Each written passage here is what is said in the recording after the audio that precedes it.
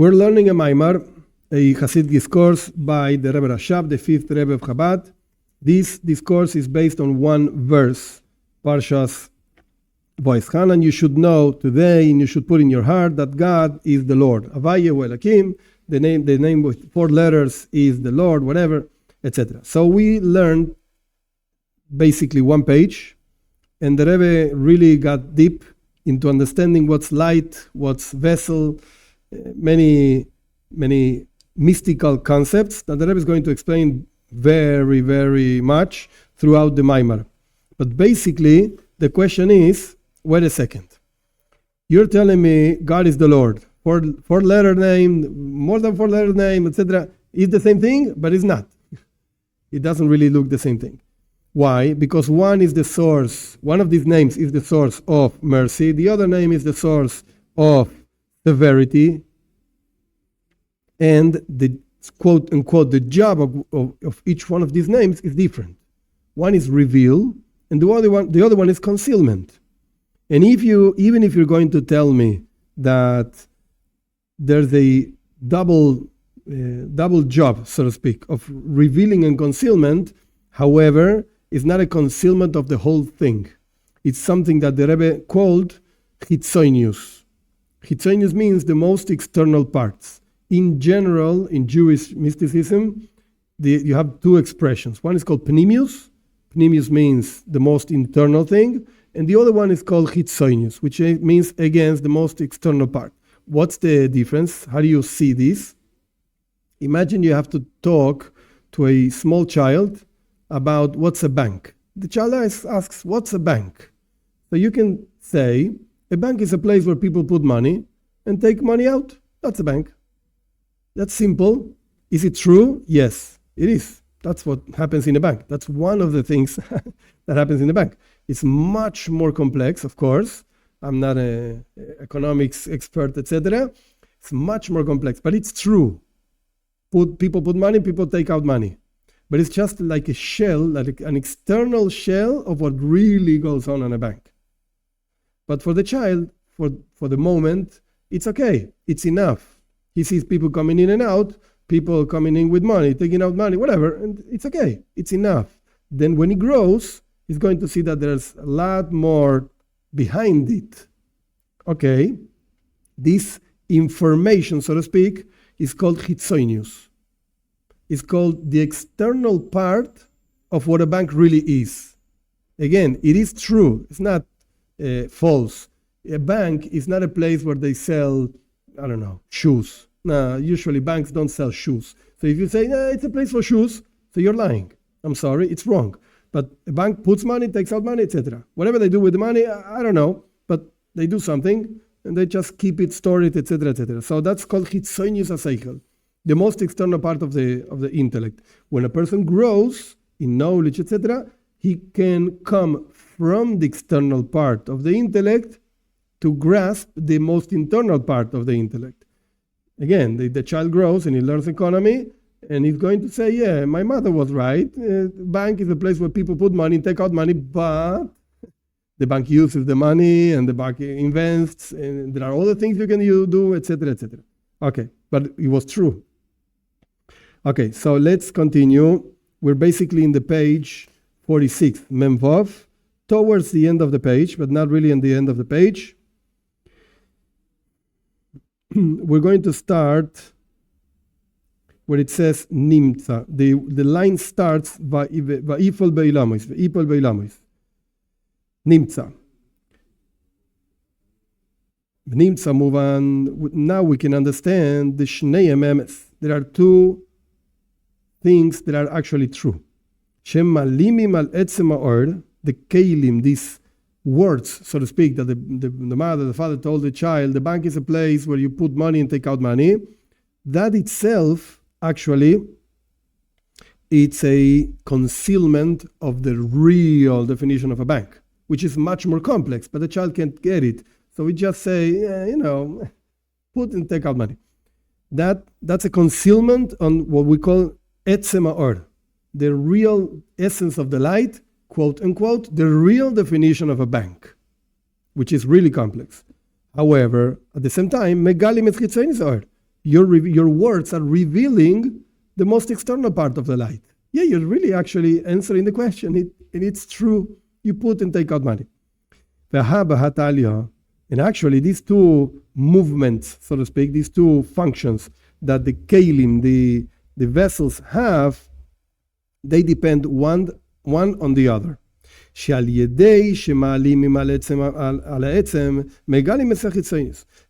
the fact that the vessels conceal the essence of the light, they actually reveal the most external part of the light.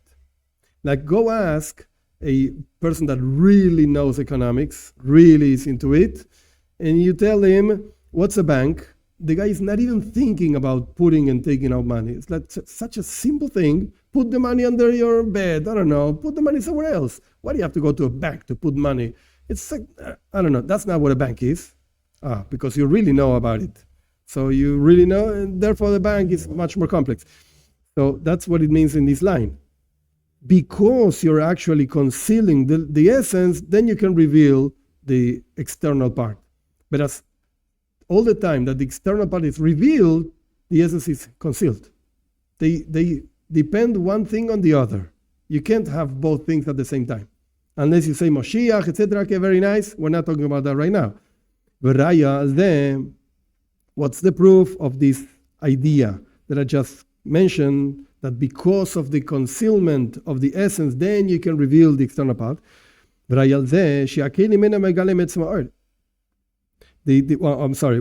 the proof that the vessels do not reveal the essence of the light? He's going to bring the example that I just mentioned, but in a nicer way. You can prove this from the letters of speech. The words of speech that actually reveal a concept, intellect, they only reveal, the external part of the concept, and not the internal part. Just as we find in the great court of the Jewish people, Sanhedrin, the judges, whatever, they would discuss all the night, because they would forget the reasons that they gave. So if the next day they had to give the solution, so to speak, to a problem, they need to really be into it. And they would argue one back and forth the whole night. And at the next day, they would give the solution, the end, so to speak, of the discussion. Even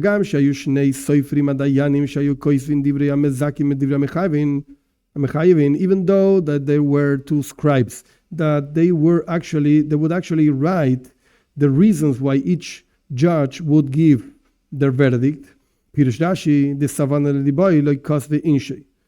explains, again, what's the question? The question is like this. You have a bunch of people arguing, 70 people arguing whether this guy, we have to kill him or not. Is it guilty or not? Okay, they arguing the whole night. And there were scribes actually writing. One judge would say, we have to kill him because of this reason, because this verse says this. And the other one would write, this verse is that. And the other one would write, this verse is that. And whatever. Suppose, not really real, but suppose 70 reasons why some guys say yes, some guys say no, kill him, save him, whatever. And there were scribes. And the scribes would write down what each one said. So on the next day, when they would actually vote, you have to raise your hand and say, do we kill him? Yes, no. So you count hands, and that's it. That's the verdict. And if you have doubts whether one of the rabbis changed his mind, so to speak, hey, what's going on? The whole night you were saying yes, and now you say no. What happened? Go to the scribes. You see, you said yes, and now you're saying no. So Rashi explains what's going on over here. Why do we say that they would argue the whole night? Because they would forget the reasons. What do you mean forget the reason? The scribe just tells you what you forgot, quote unquote. And Rashi explains a very interesting idea. Savana de liboy, the most profound thoughts of your heart, you can't write them. It's impossible. Even though the scribe can write what the rabbi said, the judge said blah, blah, blah. But you can't really write what he's thinking about. Impossible. I know. That means The Hamid is Penimius Kavanas Ameina Yecholim Legales Beoisios. Kim Chitzenius Elevat. The innermost intention that these judges had, they could not reveal it in letters, in words. Rather, they would only reveal the most external part of it. Why did the Rebbe bring this example, even though there are easier examples? Because the Rebbe wants to bring an example from the Talmud itself. Like from the most revealed part of the Torah, you can see and learn to the most innermost part of the Torah. To Kabbalah, whatever, Hasidus. So he just brought an example that proves that you only share in words the most external parts of things. You can't share the most internal parts. The same thing we're going to understand in these vessels above, spiritual things. They only reveal the most external part of the light. And the innermost and most essential part of the light is actually concealed within them. I'm going to bring another example. From the powers of the soul. Parentheses, it's not in the Maimar, I'm just adding this to understand it. One of the most amazing things in Hasidus, in Hasidic thought, is that they show how every single concept can be applied and can be actually expressed and applied in the soul. In the soul. The verse says, in Eov, in Job, whatever, from my flesh I will perceive godliness. And there are many explanations, but the Hasidic explanation in the context that we're learning is from understanding the interaction between the soul and the body, the different parts of the soul, the structure, etc., I will understand how God actually interacts with the world. That's what the Rebbe is doing right now. It's going to do right now. So again, we close parentheses. We're going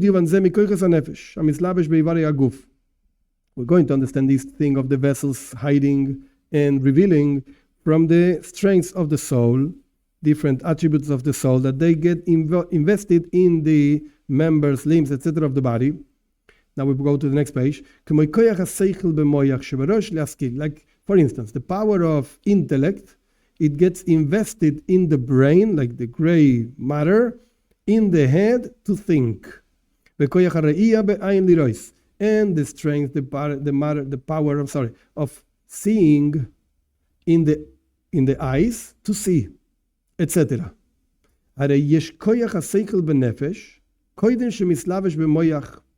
There's a power of thinking in the soul before it gets actually invested in the brain. There's the power of seeing even before it gets invested in the eye. And there, in the soul itself, these powers and all the other powers also are actually in a much higher form, so to speak, than the way they are when they are invested in the limbs, in the members. Like the soul really sees, the soul really thinks, and then when it gets invested in the body, sees and thinks, but it's not the same thing. It's not the same.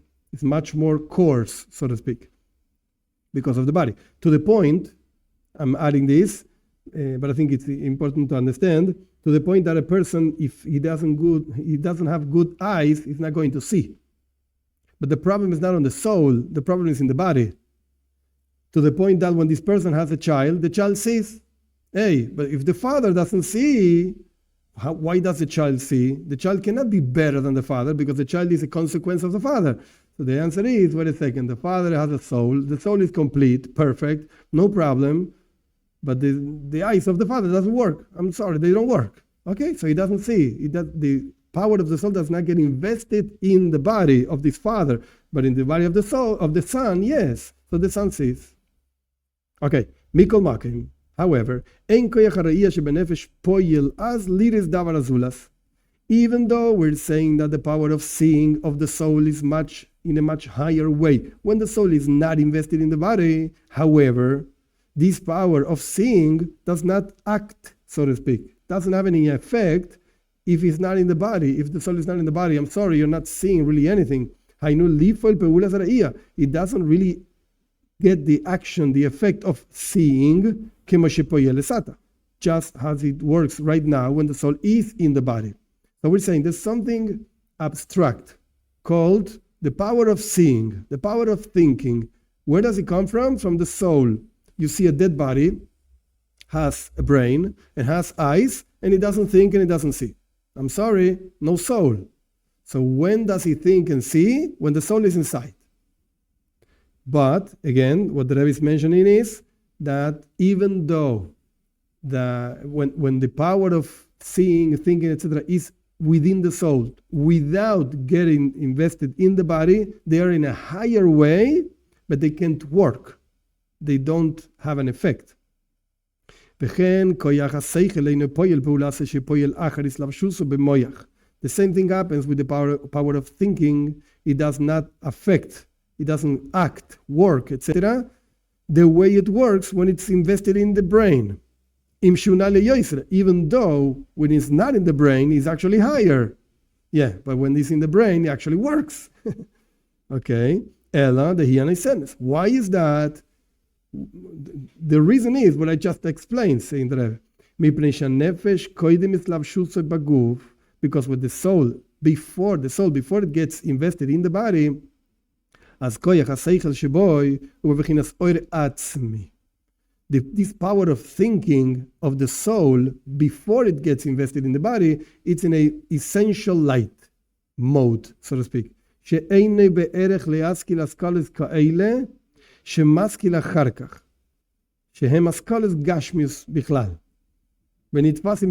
is a very interesting line.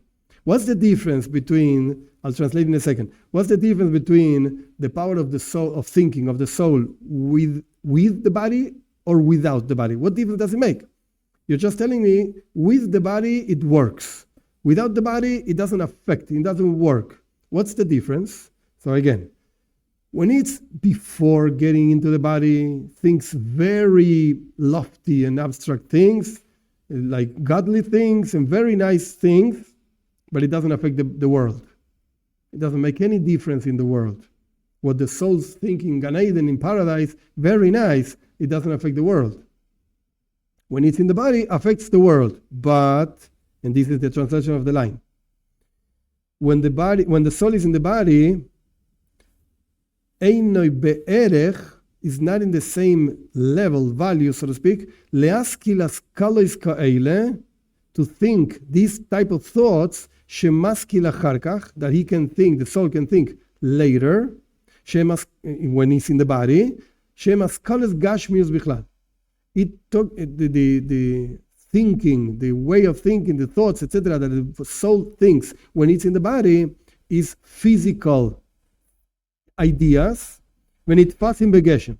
And these ideas get, so to speak, grasped in the material world.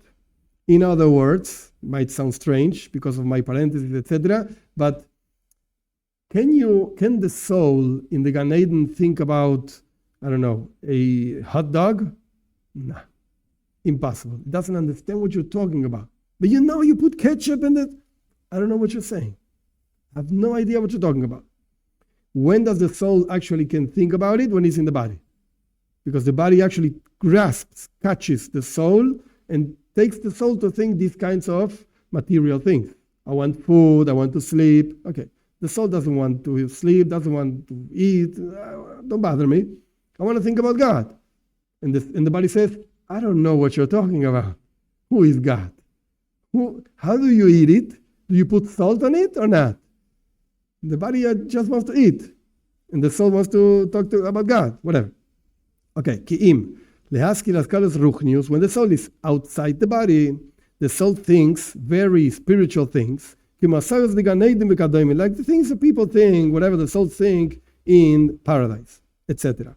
Same thing happens with the sight.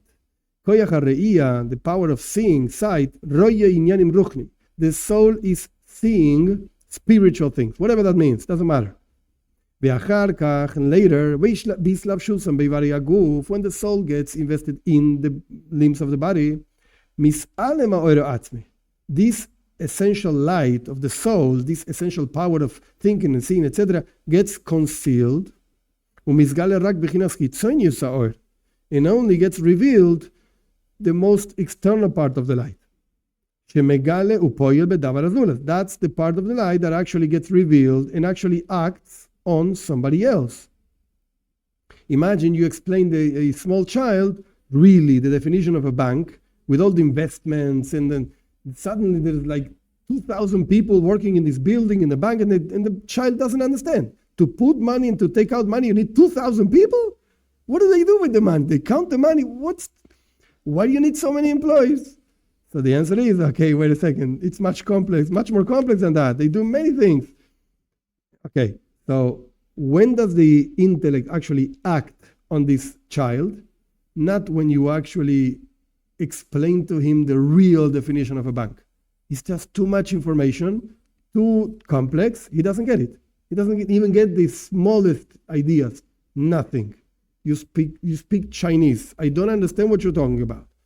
When you actually conceal all of that and just reveal a very simple thing, they put money and take out money, he understands. You actually acted on somebody else.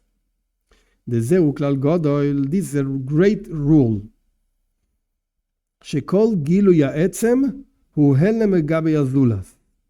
Every revelation of the essence, it's a concealment on somebody else. He can't get it. And a concealment of the essence, it's a revelation to somebody else. It's a very deep line, not complex, but very deep line. You can't really express in words your feelings to somebody else. It's impossible. You can use common words, like whatever, I love you, I like, all those words. It's fine. They're good words, nice. Do they really carry all the feelings? No. It's impossible. It's impossible. So what's going on with those words? Those words reveal the most external part of the feelings that can actually be put into words, and they reach somebody else, and this guy says, oh, thank you, I like your feelings. But they conceal the essence. At the same time, they reveal the most external part, and they conceal the essence. That's what the Rebbe is saying over here. And if, for some reason, the essence would be revealed, that would automatically conceal the external parts. You would not be able to put it into words. I don't have an example of the revelation of the essence. I don't know. But it would be impossible to put it into words. Maybe, and just maybe, an example would be like when somebody does something for somebody else, because it was a situation of life and death, and actually you did it, but if you really think about it, it's crazy. You wouldn't do it. If you had to think about it, you wouldn't do it. You just did it. But you wouldn't do it in any other situation or for anybody else. Like, that's the essence. And when suddenly the guys ask you, why did you do that? It was amazing. I don't know why I did it. I don't think I would do it again. I did it because I saw the situation. I had to do it. This was life or death.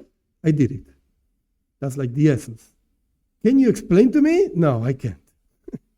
Forget it. No reason for that. No explanation for that. With all of these, we can understand the Rebbe brought basically two examples. Example number one from the Sanhedrin, from the judges. Example number two from the soul.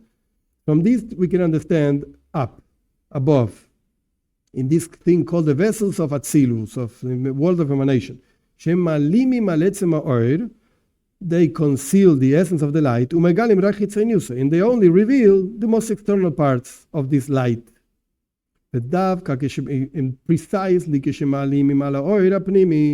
Precisely when they actually conceal this internal light, this essential light, as therefore they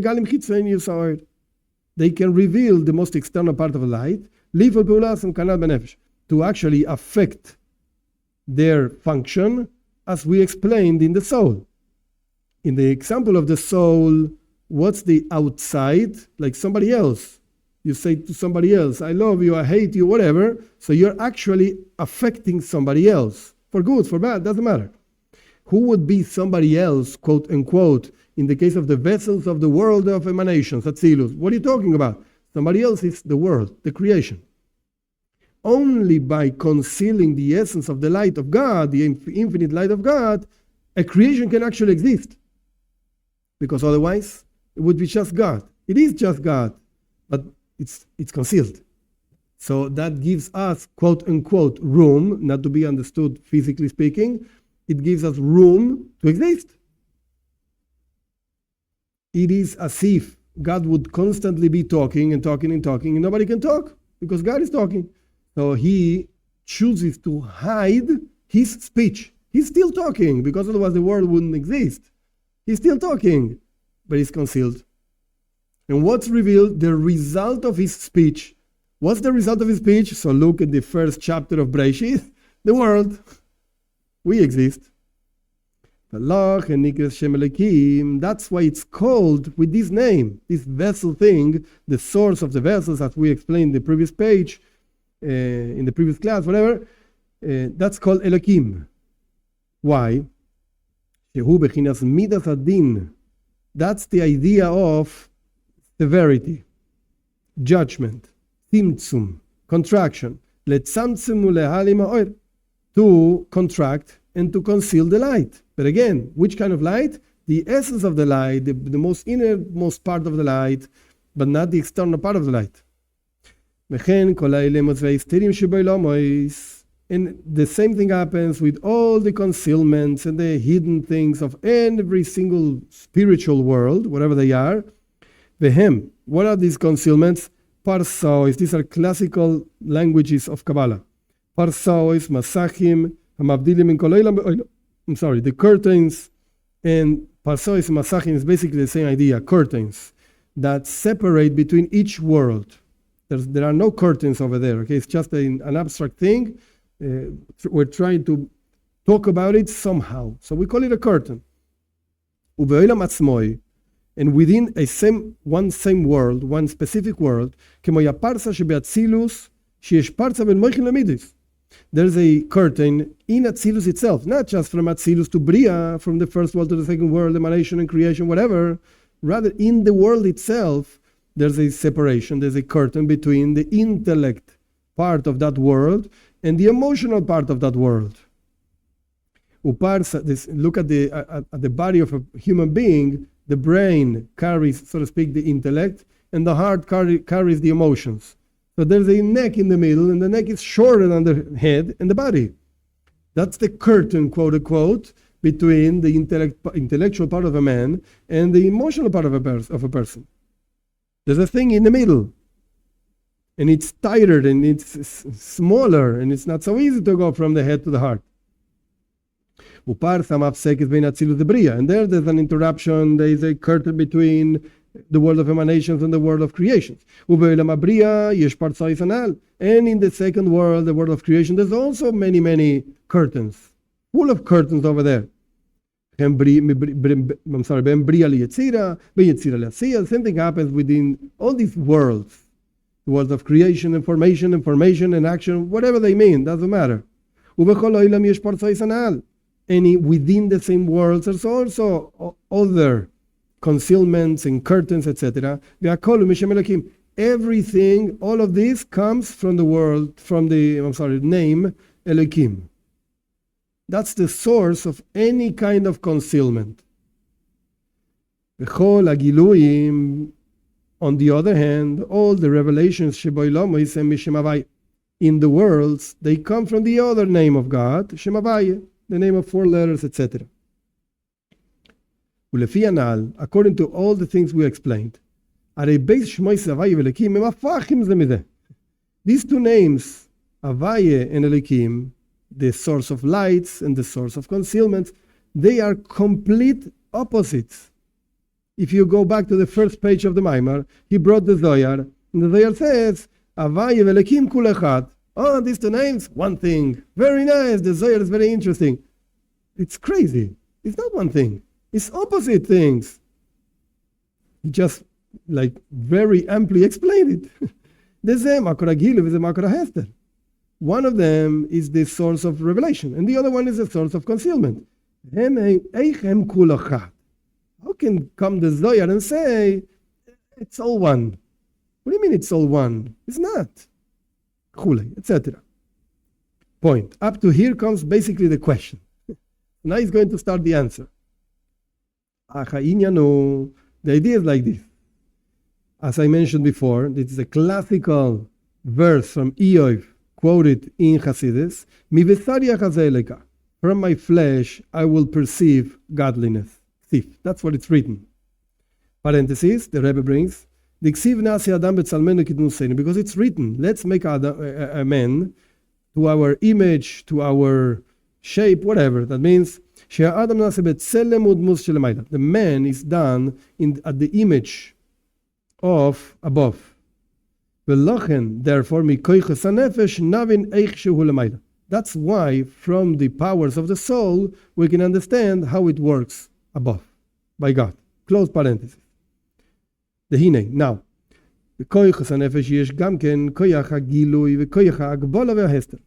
in the powers of the soul, you also have these two things basically.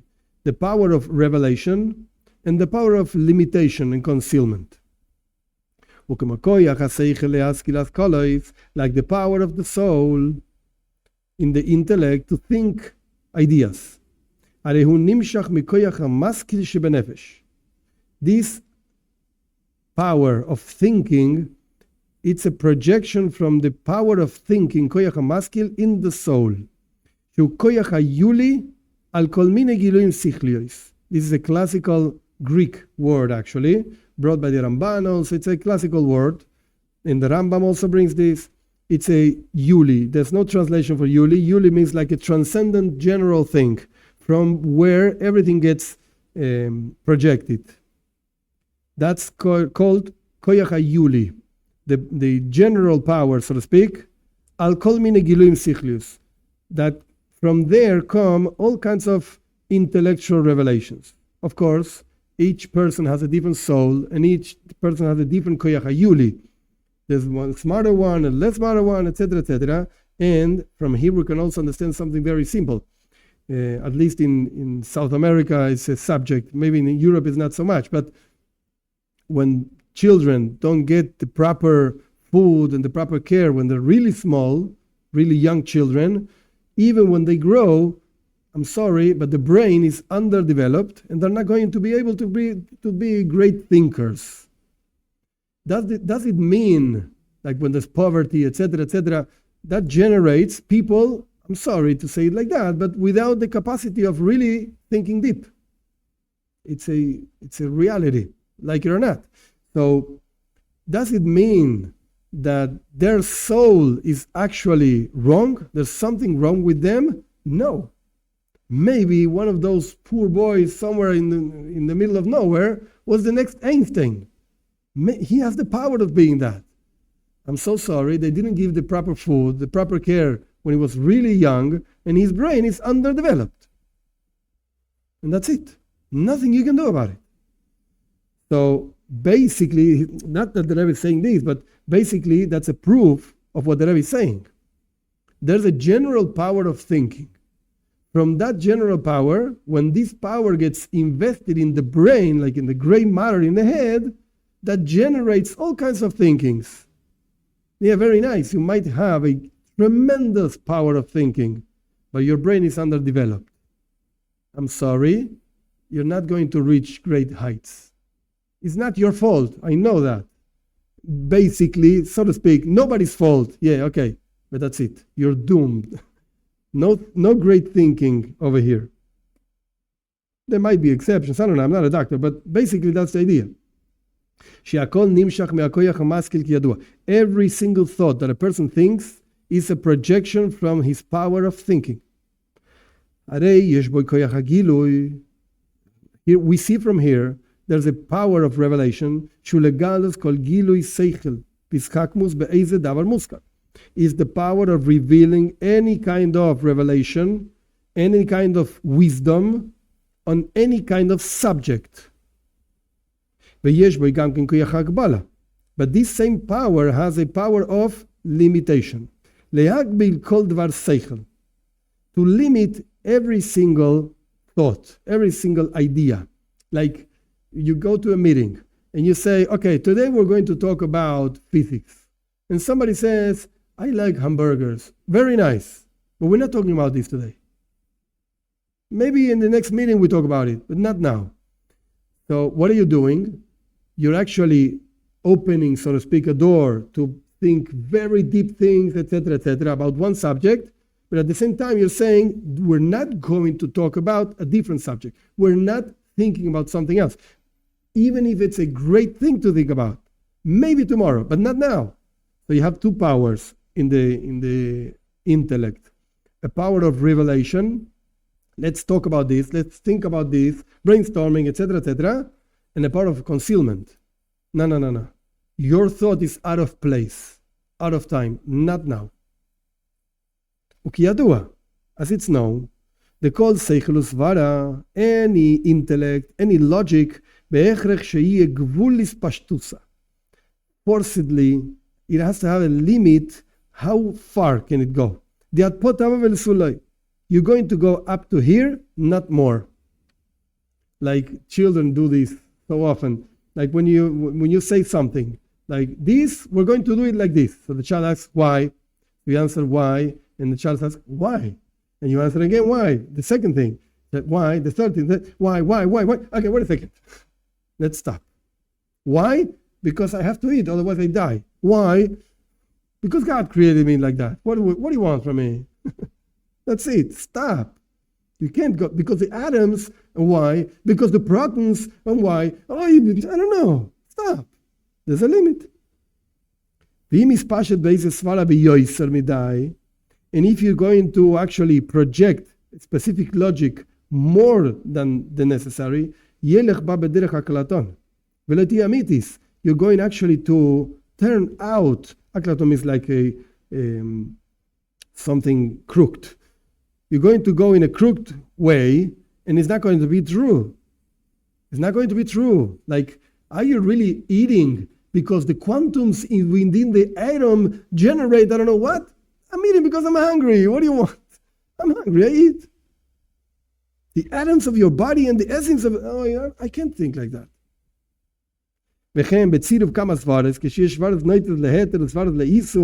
And the same thing happens when you put together many logics, when you have a number of logics that actually tend to allow certain things, or logics that tend to forbid certain things. When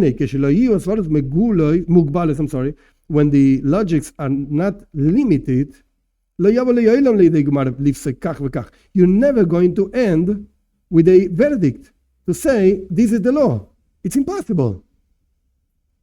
That's what it means to actually reach a verdict. That's a common expression in the Talmud. Actually, let's learn Torah. Suke means to learn deeply. Shmaitza means the words of this guy, this rabbi, the other rabbi, Talmud, etc.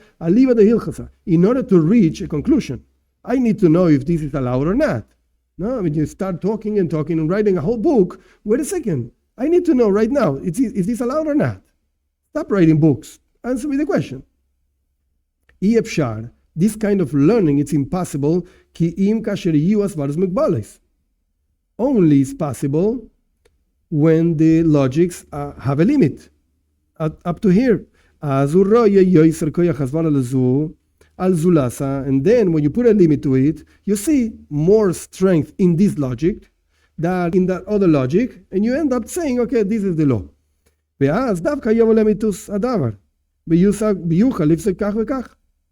Then that's when you're going to reach, when you put a limit into it, that's when you're going to reach the true of the thing, the true of the matter, and you're going to make a verdict. And the verdict is, this is allowed, this is forbidden, etc. But there has to be a limit. So again, we're seeing these two things. There has to be a revelation, talk about it, think about it, brainstorm, blah, blah, blah. But there has to be a limit regarding this subject or up to here. Wait a second, we're not going to go deeper into this because it's impossible to reach a conclusion.